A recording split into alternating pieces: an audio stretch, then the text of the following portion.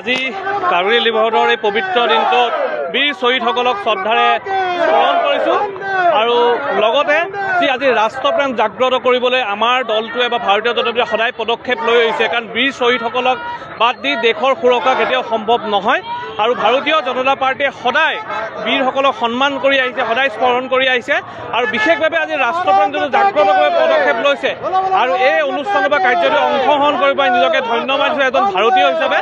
গতিকে এই সমাজেৰে ৰাইজৰ যোনটো উৎসাহ দেখিছোঁ, ৰাইজৰ যোনটো দেশপ্ৰেম দেখিছোঁ, সেইবাবে যোৰহাটবাসী ৰাইজক মই বিশেষভাৱে ধন্যবাদ জনাইছোঁ। ৯৮ চনৰ আজিৰ দিনটোতেই ভাৰতবৰ্ষই পাকিস্তানৰ বিৰুদ্ধে চলা যুদ্ধৰ অন্তত নিজৰ বিপুল বিজয় সাব্যস্ত কৰিছিল। ৩ মাহ জোৰা যুদ্ধৰ অন্তত কাৰ্গিল দ্ৰাছ আৰু পুঞ্চ ছেক্টৰত চলা যুদ্ধৰ অন্তত আজিৰ দিনটো জয়লাভ কৰিছিল।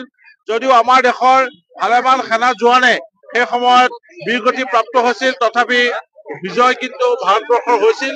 আৰু আজিও আমি কাৰ্গিল বিজয় দিৱস পালন কৰিছো মূলতঃ ভাৰতবৰ্ষৰ সেই গৌৰৱময় বীৰ গাথাক স্মৰণ কৰিবৰ কাৰণে, সেই আমাৰ বীৰগতি প্ৰাপ্ত সেনা জোৱানসকলৰ সেই ত্যাগক স্মৰণ কৰিবৰ কাৰণে আৰু লগতে আমাৰ ভাৰতীয় আমাৰ ভাতৃভক্তিসকলৰ মাজত আমাৰ দেশপ্ৰেমৰ ভাৱ উজ্জীৱিত কৰি তুলিবৰ কাৰণে এই কাৰ্যসূচী ভাৰতীয় জনতা পাৰ্টীয়ে সমগ্ৰ দেশতে গ্ৰহণ কৰিছে।